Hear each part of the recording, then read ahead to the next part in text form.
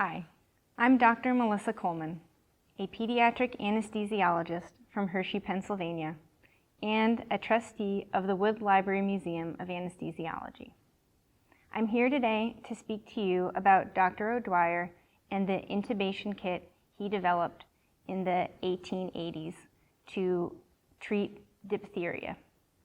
Dr. Joseph O'Dwyer was a dedicated and thoughtful physician.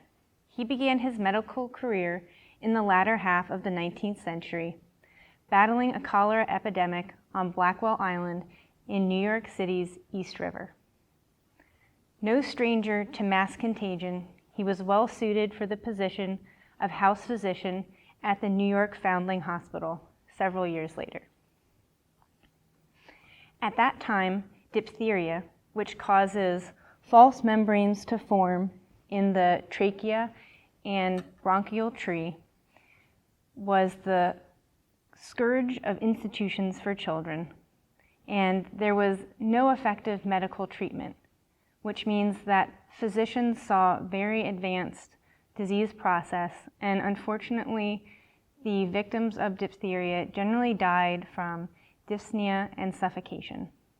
In older children, tracheotomy, which is an open space created on the neck through surgery, was created to help facilitate breathing. In younger children, however, it was a much less successful operation. 1 in 10 children under the age of 4 years old who had a tracheotomy did not have a chance of surviving. Faced with numerous deaths, Dr. O'Dwyer was not satisfied with the status quo. He began experimenting with techniques to open a channel through the larynx without creating an open wound.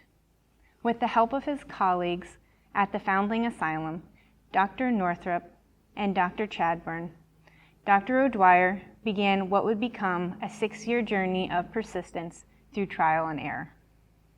Dr. O'Dwyer developed a set of intubation tubes.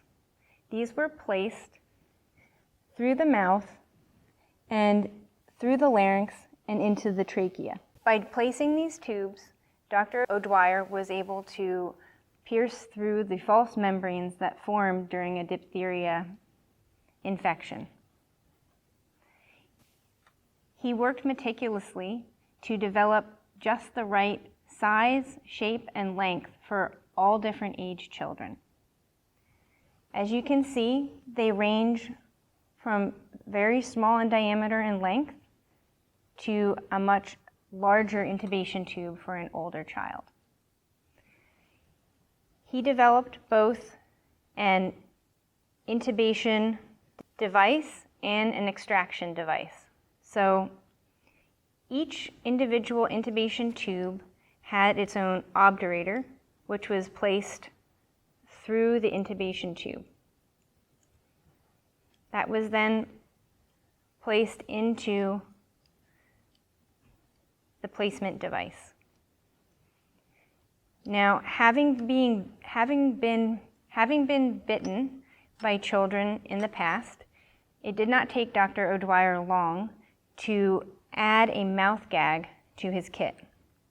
So in order to have access to place the intubation tube, Dr. O'Dwyer would place a mouth gag on the side of the mouth and use it to keep the mouth open.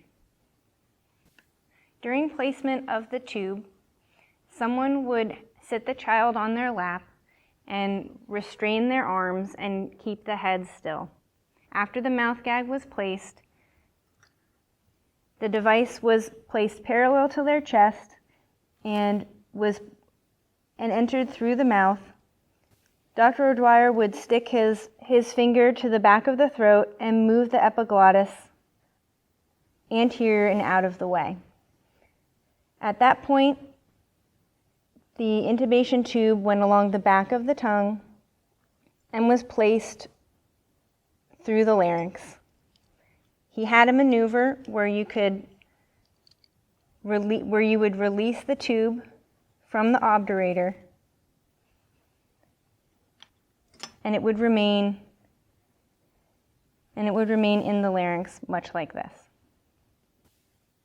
If Dr. O'Dwyer was lucky enough to have the child keep the intubation tube in place, when the child had recovered from the infection, they would use the extraction tool, again place a mouth gag, and then extract the device by gripping it and removing it through the mouth once again.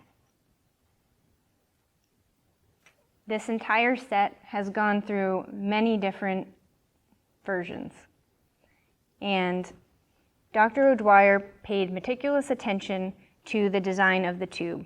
Initially, it was a wire spring, but that was found to close off quite quickly with new pseudomembranes. He at that point transitioned to a solid tube, which after seeing several children cough it out after a forceful bout of coughing, he decided that a longer tube would help prevent the tube from being expelled.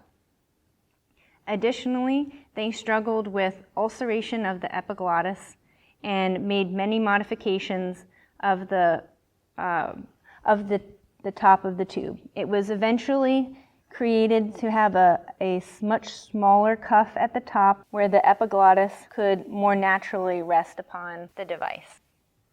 Upon initial publication, his technique was harshly criticized as a subpar alternative to a tracheotomy, which had been a dangerous but somewhat successful technique.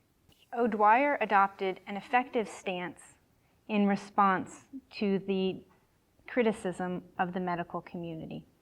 He stated that intubation was an effective alternative because it was less invasive and perhaps opened up the opportunity for treatment to those parents who would deny their children a tracheotomy.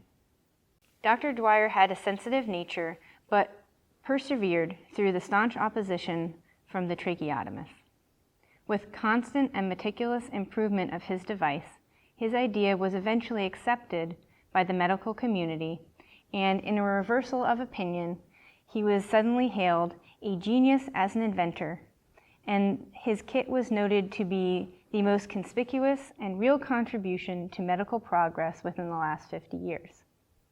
His enjoyment of the success was short-lived, as in the last decade of the 19th century, an antitoxin was discovered, and advanced cases of diphtheria were less frequently seen. Thank you for joining us today on this exploration of Dr. O'Dwyer's intubation set. There's much more information to be found at the woodlibrarymuseum.org. Thank you.